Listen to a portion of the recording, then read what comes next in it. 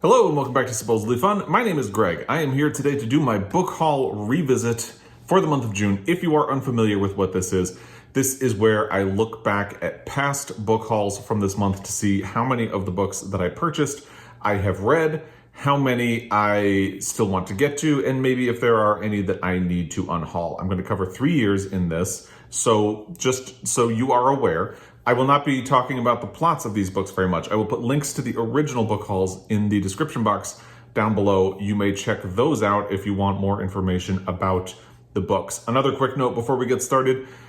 If you follow along, you know I have been reacquiring my Sue Grafton books, and one of these book hauls had a bunch of those. I decided not to include them because I had already read a chunk of them. And they were for a specific purpose. I had gotten rid of my Sue Grafton books, decided I wanted them back. So I decided not to include them in this book haul revisit. We have plenty of other things to talk about. And since we have plenty of other things to talk about, let's get going and let's start with the furthest book haul in the past, and that is June of 2019. I brought 14 books into my library that month, so we got a lot to talk about. The first one is The Stonewall Reader, edited by the New York Public Library, forward by Edmund White. I did read this book. I did it as a buddy read with Ollie Bliss, who used to have a channel.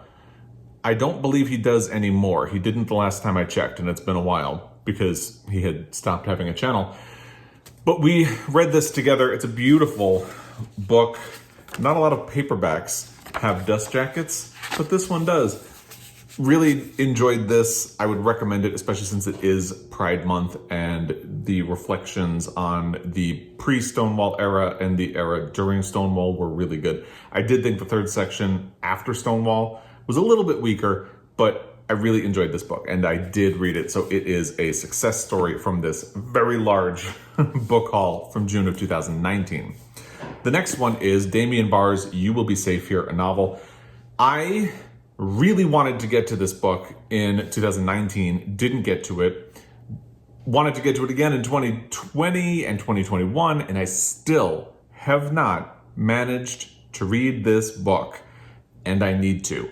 I've seen a couple of people put it on their Pride Month pile of possibilities for this year. I did not include it on mine because I thought about it, and I decided that a book that deals with sort of gay persecution and concentration camps and things like that is probably not a good fit for where I am emotionally right now.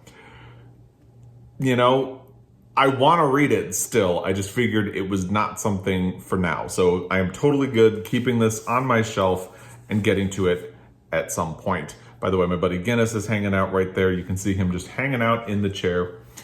The next book is On Earth We're Briefly Gorgeous by Vuong. I did ultimately read this. I actually ultimately listened to it on audio, but I still have the book, obviously, since that's how I had originally intended to get to it. This has been an interesting experience because this book felt like a sort of landmark arrival when it was released in 2019, and then it kind of got mixed reaction and then didn't really show up on any best of lists or book award lists for the year. But it also hasn't gone away since then. So there are certainly enough people who like it. I didn't love it. And I just read Vuong's subsequent poetry collection, which kind of covers a bit of the same topics that you would find in this book. And I wasn't really in love with that one either. So maybe he's just kind of not for me. And I am actually finding myself wondering if I need to have this book on my shelf since I didn't quite enjoy it. And this area of the alphabet is getting pretty packed. So I haven't made any decisions. Right now, my plan is to keep it, but there's a chance that this could be an unhaul in the future. We'll have to wait and see about that. The next one was something of a library builder, and this is going to be a theme throughout the rest of at least this book haul. In 2019, I decided to do my Pulitzer Prize project, in which I want to read every Pulitzer Prize winner for fiction. One of those books is The Good Earth by Pearl S. Buck. I actually already had a copy of this book, but this was available at my local used bookstore for like $5. And it's this beautiful Reader's Digest edition of the book. So how was I supposed to say no to that? It has illustrations. Let me see if I can find one. It's a bit of a gruesome illustration, but there's a nice example of one. So right now, this is actually sitting on the part of my bookcase where I have the Franklin Library Pulitzer Prize winners, because it aesthetically fits with them, even though it is not actually one of them. This is from Reader's Digest, not the Franklin Library. I really want to get to this book at some point. It is a 5-star prediction for my Pulitzer Prize project, and I really hope it lives up to that because I have this beautiful edition of it now. I think I saved the original copy of The Good Earth that I had because I figure I will read that one, but this is so pretty that I just really like having it on my shelf. The next one is a book that I had actually already read when I purchased it. It's Pride and Prejudice by Jane Austen. The only copy of this book that my local used bookstore had is this really weird edition where there's like a ghost Darcy. I can't explain it, but it made me laugh because what is this cover of this book? I don't know, can't explain it. But the intention was that in 2019, I had recently joined BookTube and talked about Pride and Prejudice a fair amount, but somehow didn't own a copy. I don't know what happened to the copy that I used to own, which had a much nicer cover, but at least this one makes me laugh. So I purchased it so I would have it on my shelf. I would actually really like to reread this at some point, but yeah, this is one that I had already read when I brought it into my library. The next one is Ask Again Yes by Beth Keane. I did read this book and I actually really liked it. It was almost one of my favorite books of 2019 because I think I actually did read it in 2019 and I liked it a lot. I did get some feedback from other people that they didn't enjoy it as much as I did, but I really had a good time with it. And I would say if you are a fan of Celeste Ng, say Little Fires Everywhere, this would probably be a good book for you. So yes, this is another success story. Even though June of 2019 is a really big book haul, it's a pretty successful one. And this is actually one that I had already read when I got a copy of it as well. It's Daisy Jones and the Six by Taylor Jenkins Reid. I had listened to this on audio. The audio of this book is fantastic, by the way. They have a full cast of characters because this is an oral history of a sort of almost like cribbing off of Fleetwood Mac a little bit. It's a story of a band that breaks apart in the 70s while creating an album that is like a classic. So the audio is fantastic, but I am someone who is really intrigued by the idea of writing a novel in an oral history format. So I really wanted to have a copy of the book so I could just kind of look at it and see what it looked like. And I'm fine having it on my shelf.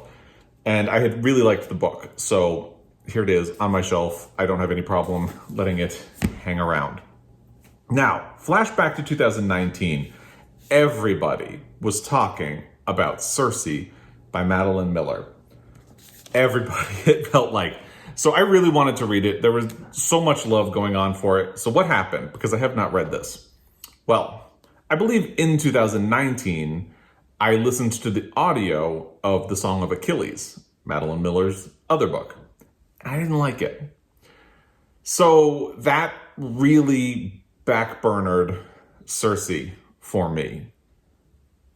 I still want to get to it. I think I still will get to it, but I don't have the same sense of urgency to get to this book at all that I did before I read The Song of Achilles.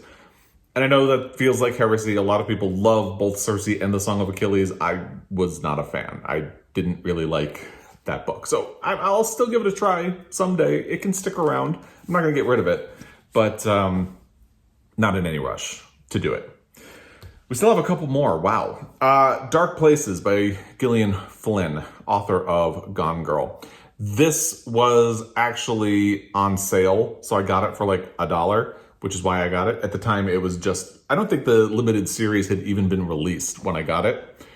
But I never watched the series. I haven't read the book. And the thing is, if you follow along, you're aware of this. I am not a big fan of the current state of the mystery genre. And what I always say is I don't like what's happened to the mystery genre in the wake of Gone Girl. Now, I did actually like Gone Girl, which Gillian Flynn wrote. So it feels weird to avoid a book of hers, but because I've become so disillusioned with that type of book, I've also felt distanced from other books by Gillian Flynn, and people have told me good things about this book. But I feel like if I'm ever going to read it, it'll probably be on audio. So this is looking like it's going to be an unhaul. Just the way it is. So I'll think about it. If you think I should hold on to it and read it, let me know in the comment section down below. But I'm inclined to say that if I don't get to it this summer, I'm just going to let it go and maybe revisit at some point on audio. Then I got 2 books for the same purpose. I mentioned that you'll see some Pulitzer Prize project titles. Now, when I decided to do my Pulitzer Prize project in 2019, my original intention was to read all of the Pulitzer Prize winners for fiction in order.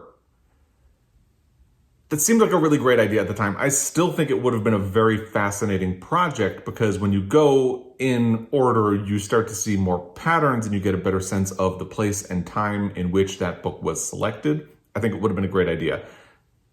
But in order not to drive myself insane, I got away from it. So when I was going to do my Pulitzer Prize project, naturally, if I wanted to go in order, I was going to need the very first book that won the Pulitzer Prize. But there's a story there. So Ernest Poole is the person who won the first Pulitzer Prize for fiction for his family. But it is fairly acknowledged that people were bigger fans of The Harbor, which was his previous book. Obviously, because it was a previous book, it was published before the Pulitzer Prize existed. So people sort of concede that him winning the first Pulitzer Prize was sort of a makeup for The Harbor. So I got both of them because I'm a nerd and I want to do sort of supplemental reading and try to get a full picture of the Pulitzer Prize whenever possible. So here's where things get really weird and complicated. I did manage to read The Harbor in 2019. I even have my bookmark where I took notes from it, which is good because I'm going to need to refer back to it at some point because I haven't gotten around to reading his family yet.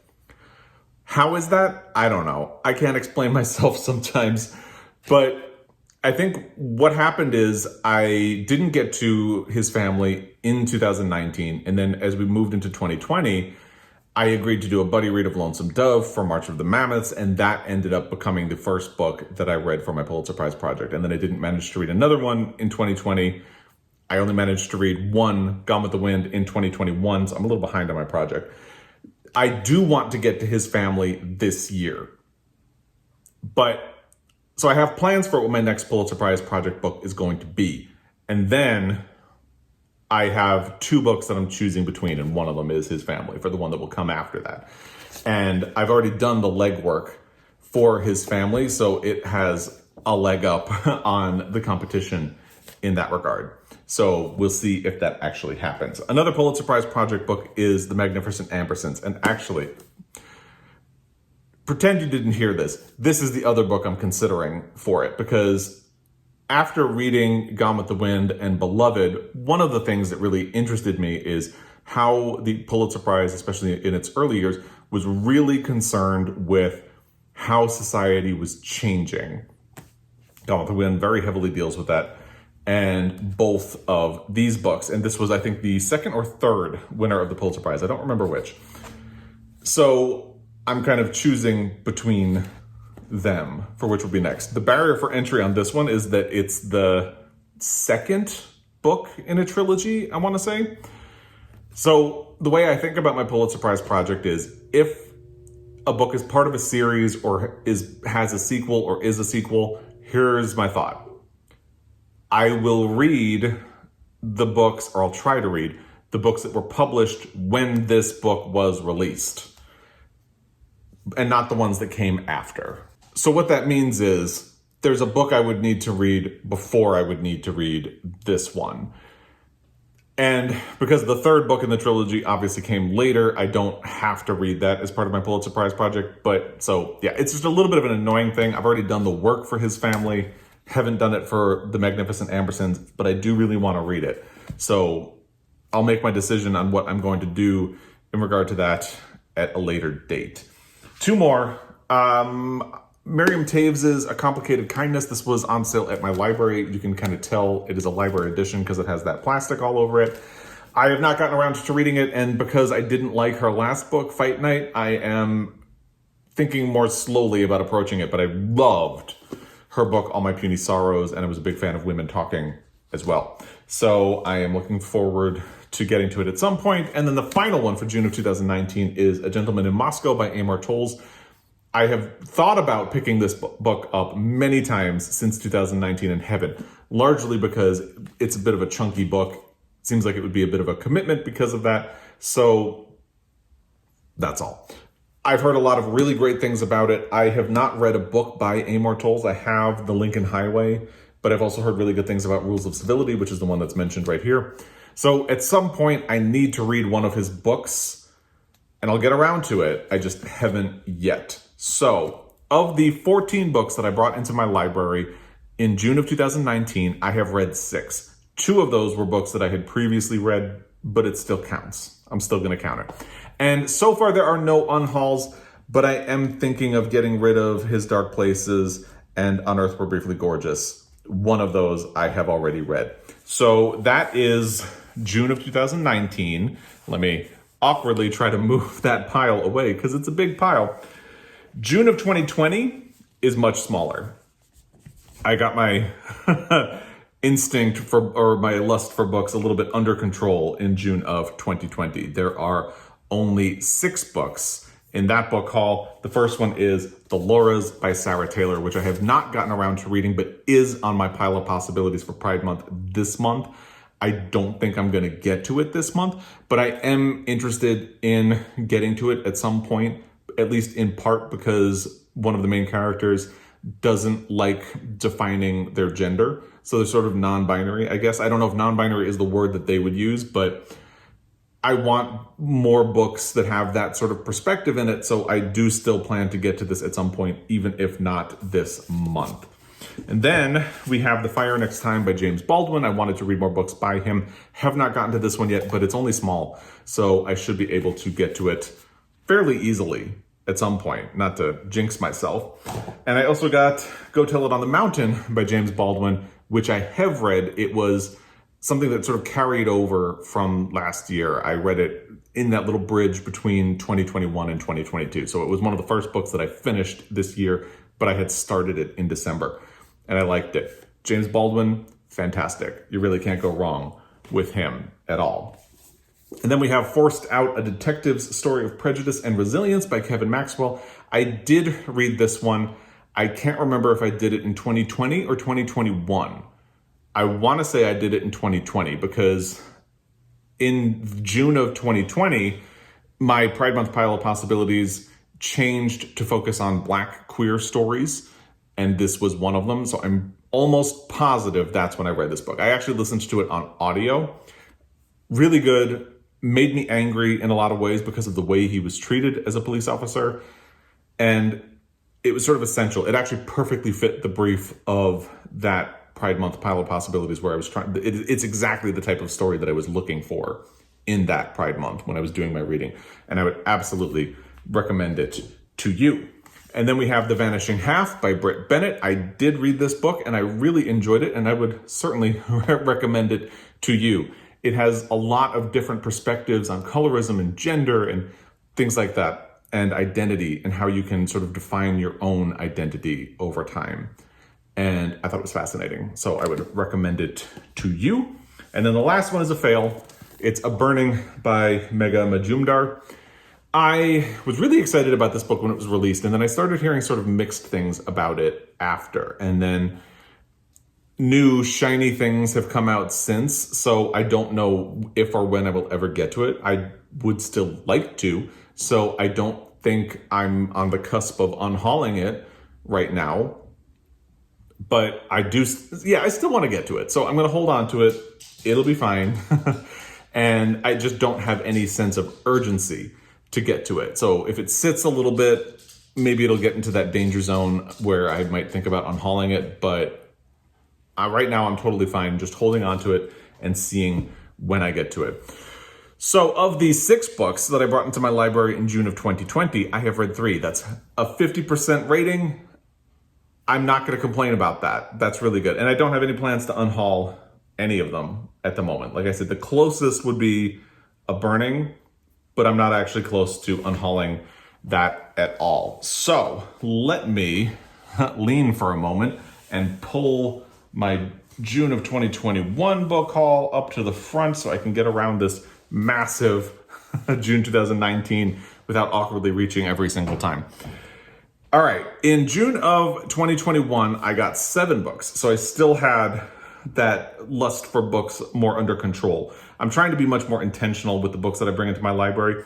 2019 was my first full year on BookTube, so I was a little overzealous. And you can see what a difference time has made in terms of what I was bringing into my library and how much. Although, to be fair, some of the things I brought into my library in June of 2019 were for the Pulitzer Prize project, so you could sort of classify them as library builders.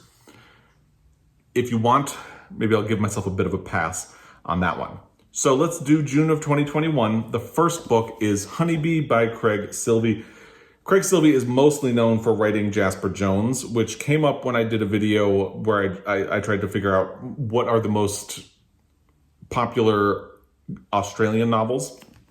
Jasper Jones was actually at my library, and at some point I would like to get a copy, but this was recommended to me, and someone said that there have been a lot of complaints about the transgender representation in this book, but it had been very helpful to her as the mother of a transgender teenager, so that sparked my interest. So I grabbed it, and I didn't put it on my pile of possibilities for Pride Month because I've heard it's kind of depressing, and that is actually the thrust of the complaints against it and its transgender representation, is that it has that sort of torture porn aesthetic for what the life of a trans person is.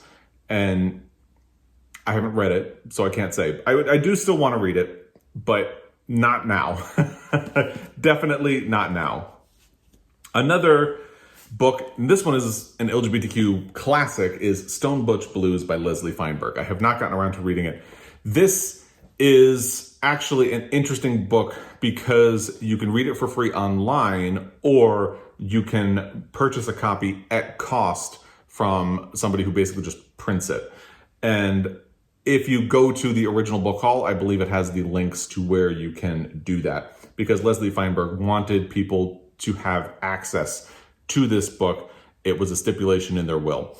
So anyway, here it is. I do still really want to get to this because it is one of the earliest books that has transgender or non-binary representation, and I want to get to it. I decided not to put it on my pile of possibilities for this month because I've heard that it's a little heavy, and I wasn't sure, even though my pile of possibilities was really big for this month because I wanted to give myself options that would be in a lot of different categories.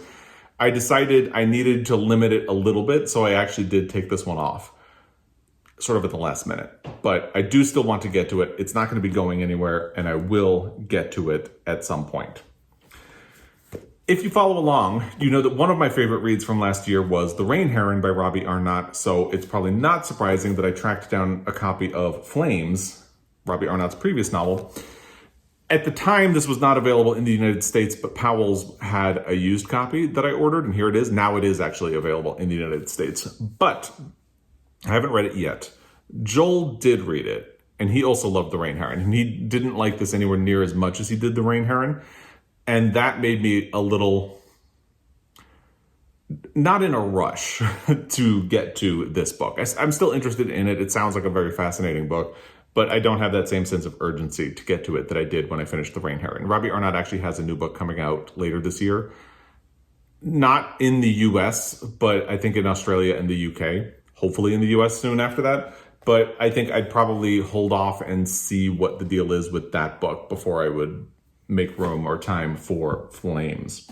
And then there is Bloom, a graphic novel by Kevin Panetta and Savannah Ganichow. I did read this book. I believe there's a sequel that was supposed to come out either later last year or this year, and I haven't looked to see if it's available. It's a really cute book. Doris and I refer to things like this as sweet little cinnamon buns or innocent pure cinnamon buns. I can't even remember our own term. But it is 100% cinnamon bun joy. and I would recommend it for you if you are looking for that in your life at any point, now, in the future, whenever. Joel picked up a copy of Terms of Endearment by Larry McMurtry for me when he was in a town that had a used bookstore that had a pride flag in the window. So he knew that I loved Lonesome Dove by Larry McMurtry, and he saw this there, so he picked it up for me. I have not got around to reading it. I think the next Larry McMurtry book that I do end up reading would probably be The Last Picture Show, but I am very curious about how this compares to the movie. The tricky thing about that is I saw the movie roughly 20 years ago and vowed that I would never watch it again because it made me cry so much. So there's another barrier for entry for this book. I don't want to cry. And I saw the movie before my mother had breast cancer. If I watched it now, woo! I don't know that I could do it. I am still curious to read the book, but I need to be in a headspace for that, having seen the movie and knowing what I'm in for. And then there is Red, White, and Royal Blue by Casey McQuiston. So this book and the next one were actually both sent to me by my sister. She read them, liked them, and sent them to me because she thought I would enjoy them as well. This is probably Cinnamon Bun Joy as well, but I don't have it on my pile of possibilities for this month because I have a bunch of other books that would kind of fit the same purpose. And again, I didn't want to make my pile of possibilities like overwhelming. I'll put a link to my pile of possibilities in the description box down below if you would like to check it out. Part of me regrets not putting it on, but like I said, I do have other things on it that I'll get to this. I know I will get to it, so I'm not really worried about it at all. And then there's The Silence of the Girls by Pat Barker. I feel like I've read the first book in the Regeneration trilogy, which is mentioned here, and I want to read the other two, but at this point I would have to reread Regeneration, which is the first book, and then do the other two. And I probably want to do that before I do The Silence of the Girls, but I am really interested in this book as well. So none of those books, I'm dropping stuff, are going to be going anywhere in my June of 2021 book haul. I want to read all of them. And of those 7 books, unfortunately, I have only read one, and that is Bloom. So I have a little bit of work to do. But one thing I have found, looking back at past book hauls, is that I tend to get to books in the second or the third year. So hopefully, as I get further away from my June 2021 book haul, that's going to change. Because there are books on there that I definitely want to read, like Honeybee, Stone Butch Blues, Flames. Terms of Endearment is probably going to wait a while. And Red, White, and Royal Blue, anytime I need Cinnamon Bun Joy, it will be there. And I would certainly pick this up. I don't need to read the Regeneration books. So point being, I do really want to get to all of those books. I can't even point to one of them and say I don't have urgency to get to it anymore. So that's the plan. So actually, overall, these were pretty good choices. I don't have any unhauls yet. There are 2 books I'm thinking about. Maybe 1 or 2 that I would unhaul in the future, but I did a pretty good job picking books that I do intend to read at some point. But if you want the overall results, there are 27 books that I have hauled in June of 2019, 2020, and 2021. Of those, I have read 10. So that's not great, but it's a start, especially since I do want to get to all of these books. So if you have feedback about any one that you think I should prioritize, any that you think I can just let go of, let me know in the comment section down below. As always, I really appreciate your time, and I will be back. Until next time, happy reading.